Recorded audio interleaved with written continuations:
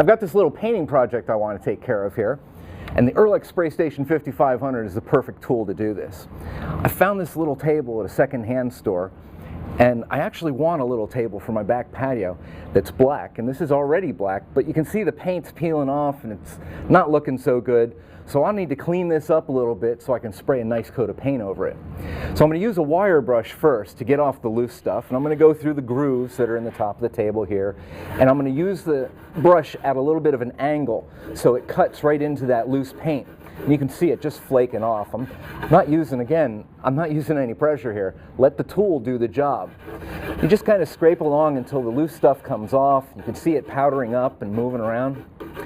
It's really simple to do. Basically what I'm going to do here is I'm going to do this for about 15 minutes until I've got all these flakes off, and then I'm going to hit it with 180 and 220 sandpaper to get it nice and smooth.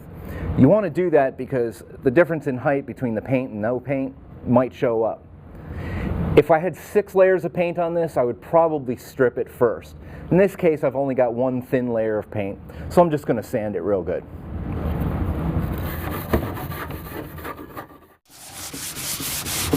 Alright, so I've wire brushed down the table, gotten all the loose paint off it, sanded with 180 grit, finished it out with 220 grit. At this point, what I'm going to do is I'm going to use my HVLP air and just blow off the loose dust and everything, and we're going to spray a white primer coat on the whole table. So here's how we do that. I'm going to turn on the Ehrlich spray station. Look at that. I want to get all that loose stuff out of here. You don't want anything getting caught up in your new coating. I'm going to flip the table over. I want to get all the loose stuff off everywhere.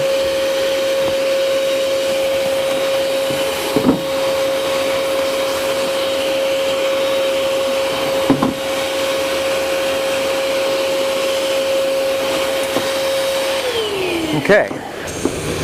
Now here's the trick to doing a table or a chair or anything that's kind of awkward to spray all the way around on all sides at once. Do the bottoms, the backs first. Doesn't matter what it is.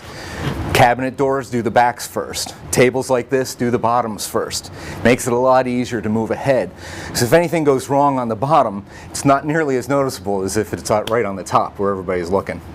So I'm going to fire up the spray station. We're going to spray a white primer on here. I'm going to flip it over so I can spray the top all at the same time. It's take me a couple of minutes, and then we're going to set it aside to dry, and we'll come back and sand it before we put on a final top coat.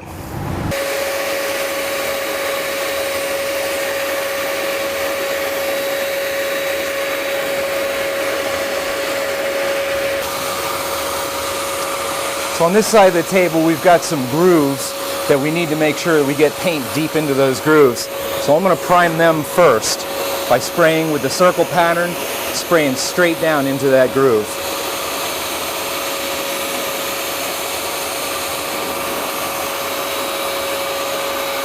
Now I'm going back to my fan pattern. I'm going to open up the flow a little bit so I get a little more material out. A little bit more. There we go. Now in furniture finishing type projects like this, you want to stay real close to your project, somewhere between 4 and 6 inches. And in this case, I'm using a 1.5 millimeter needle. Now we've got a good coat of primer on here. All we want to do is set it aside, let it dry for 30 minutes so we can do a light sanding and then put a final coat of black paint on top of it. So we're going to spray a latex top coat on this table I found. I've already got it primed and dried. But first we need to prepare the latex paint. You can't just put latex paint in the system and expect it to spray out. It needs to be thinned to at least the viscosity that the tool is rated at. In this case, the Ehrlich Spray Station 5500 is rated at 160 seconds. So as long as the paint passes through the viscosity cup in that amount of time or less, we'll be fine spraying it. I'm going to take you through the procedure right now. First, what we want to do, take the cup off the gun, and we're going to pour our latex paint into the cup, and we're going to fill it just about to this level, just below where the bell starts. Hopefully I can do this without spilling too much. You can see how thick that paint is. That definitely needs to be thinned. There we go. So we've got our viscosity cup. This is the tool that comes with all the spray stations. I'm going to show you how you use this. We know it's too thick. I'm going to automatically put 10% water into this cup. And that's easy enough to do because if you hold your finger over the hole in the bottom of the viscosity cup, the cup actually holds exactly 4 ounces. That's slightly more than 10% of a quart of paint. So it makes it real easy. So we're just going to use our water bottle to do this. And I'm going to hold the cup over the paint.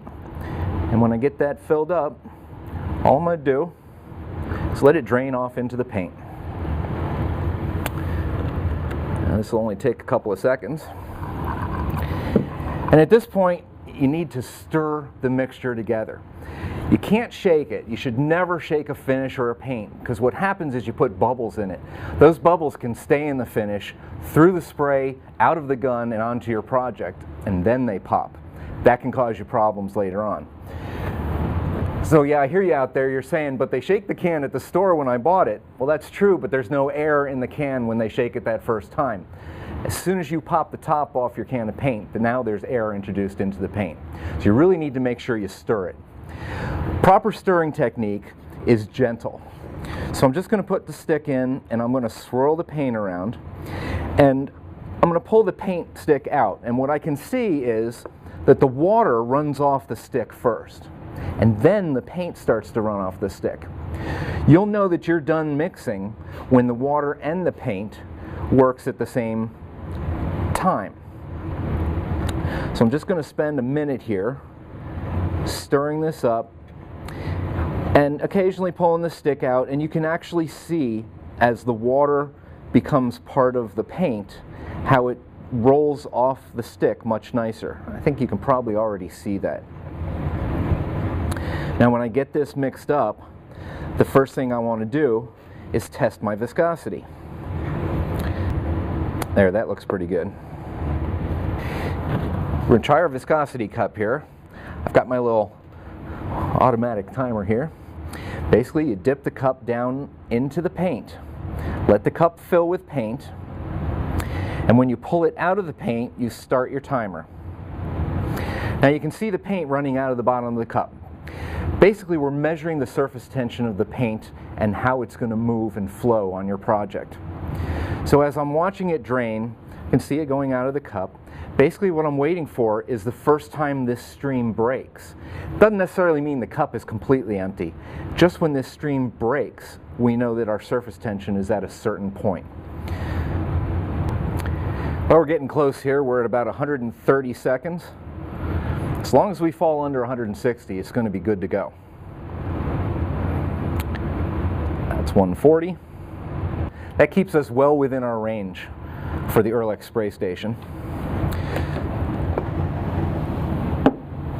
So we're going to put the gun together and we're going to get ourselves set up so we can spray our top coat on this project. I just showed you how to mix and thin your paint. We're using a black latex semi-gloss. It's going to make the table look really nice. We thinned it about 15%, so we've got a viscosity rating around 130 seconds. That's going to spray beautifully through the gun. And we're going to start the same way we did with the primer. We're going to flip it over and do the bottoms first and work our way up to the top. Now I'm going to use the circle pattern in this case because I want to control the width of my spray pattern so I'm not spraying 6 inches wide on these legs that are only 1.5 inches.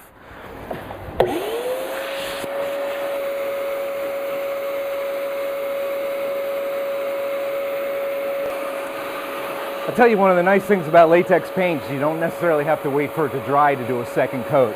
If you see a spot that you hit a little bit too light, you can go ahead and hit it right now and make sure you've got enough coverage everywhere. So now that I've got the bottom well done, I'm going to flip the thing over and we're going to spray the top.